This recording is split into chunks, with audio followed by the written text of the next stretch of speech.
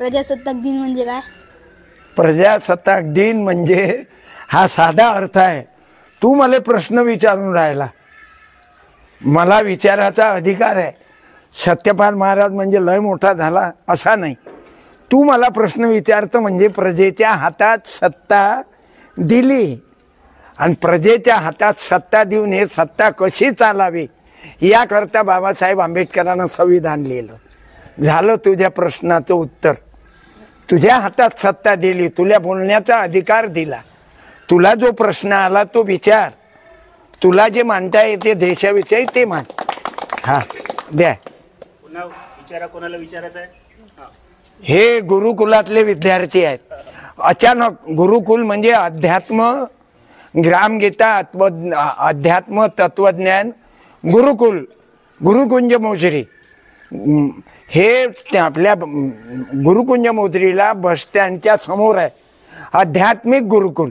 इथं लेकरांचा संस्कार वर्ग असे 100 अनेक मुलं वागवल्या जातात ज्यांना आई वडील नाही, बेसहारा आहेत, अशा मुलांना वागवल्या जाते. आणि मी अचानक यायच्या भेटीला नेहमी येत असतो गुरुकुलमध्ये आणि याचे संचालक आहेत रवी दादा मानव तथा छायाताई मानव. हां, तर मला आज अचानक 26 जानेवारी म्हणजे प्रजासत्ताक दिन. आज गजानन भाऊ, आमची टीम, रवी दादा, शिक्षक वर्ग आम्ही एकत्रित आलो. म्हणून मुलांनी मला प्रगट इच्छा केली की आम्हाला काही विचारायचं आहे. आता मी काही एवढा ज्ञानी नाही, पण जेवढं काही होईल माझ्याकडून सांगतो. बोला. मी खालच्या जातीतला आहो, तर मला मुख्यमंत्री बनता येईल का? खालच्या जातीतला? अरे जात आणि पात हे सर्व निघून जाण्यासाठी प्रजासत्ताक दिन आहे. प्रजासत्ताक दिन काय आहे? तू जसं म्हटलं तू बा खालच्या जातीतला आहे. आता खालची जात आणि वरची जात कोणती राहिली नाही बेटा. आता संविधानानं सर्वांना अधिकार दिला म्हणूनच संविधान लिहिलं. प्रजेच्या हातात सत्ता दिली. प्रजेनं प्रजेसाठी चालवलेलं राज्य म्हणजे प्रजासत्ताक दिनाचं हे महत्व आहे. या रे या गरिबांनो या, हे काम हाती घ्या आणि मतदान करण्याचा अधिकार बाबासाहेबांनी दिला. आता तुलाही MLA, तुलाही मुख्यमंत्री होता येईल. जशी या देशाची बाई राष्ट्रपती आहे द्रौपदीताई मुर्मू, आदिवासी समाजाची, पण बदललं. हा बोला. लोकशाही आली तर काय बदल झाला? लोकशाही आली तर काय बदल झाला? लोकशाही आली तर बदल हा झाला की तू गुरुकुलात येऊन शिकून राहिला. तुले कुठेही शिकता येते, तुले कुठेही पक्षाप्रमाणे बारडता येते. नाहीतर काय होत होतं, स्वातंत्र्य मिळालं नव्हतं. हे मातंग आहे, ते ब्राह्मण आहे, ते क्षत्रिय आहे, वैश्य आहे, शूद्र आहे. आता ते राहिलं नाही. पहिले लोकशाहीचं तेच तर आहे, पहिले राजनीच्या पोटातून राजा पैदा होय बाबू. आता राजा तुले होता येते पंतप्रधान, तुला खासदार होता येते, MLA होता येते, आणि हा अधिकार दिला संविधानानं.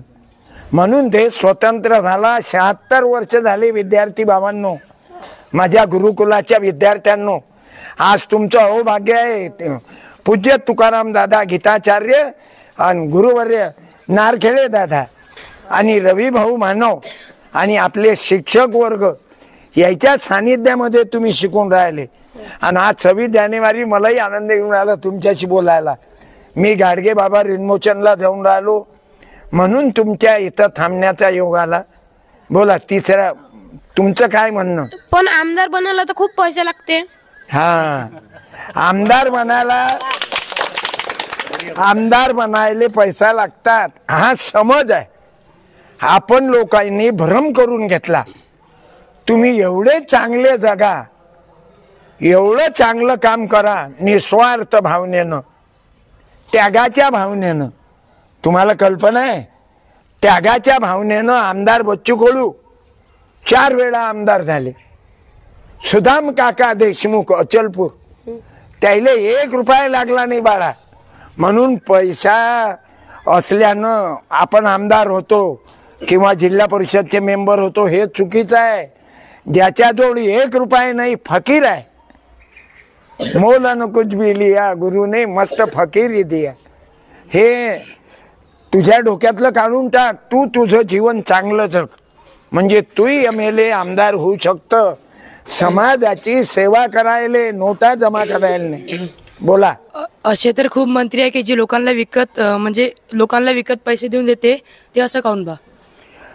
लोकांना लालूच लागली पैसे भेटतात. आजकाल भाषणात गर्दी करायसाठी 500-500 रुपये देतात लोक ऐकायसाठी. आमच्या कीर्तनाले रविदादा मानवाच्या भाषणाले संदीप पाल महाराज, रामपाल, पंकज पाल, उदय पाल, पवन दवंडे, आपला नयन पाल, असे अनेक लोक आहेत की ज्याच्या भाषणाले लाखो लोक जमा होतात.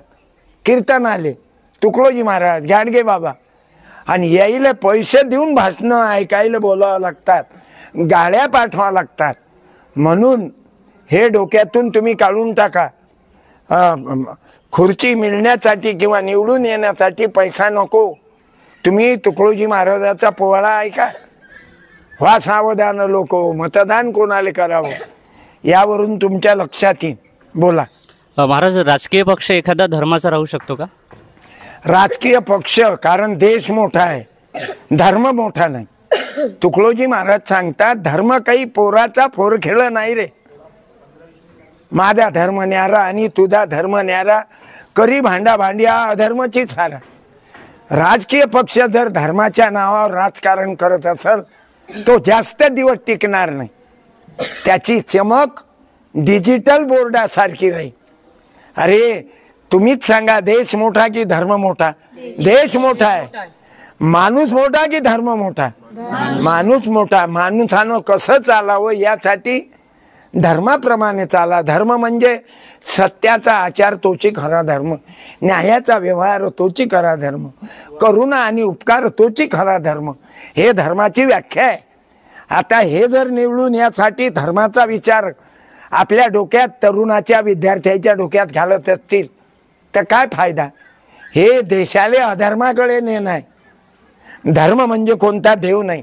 धर्म म्हणजे सत्य, न्याय, चरित्र, सद्गुण, परोपकार, परमार्थ, दुसऱ्याची सेवा.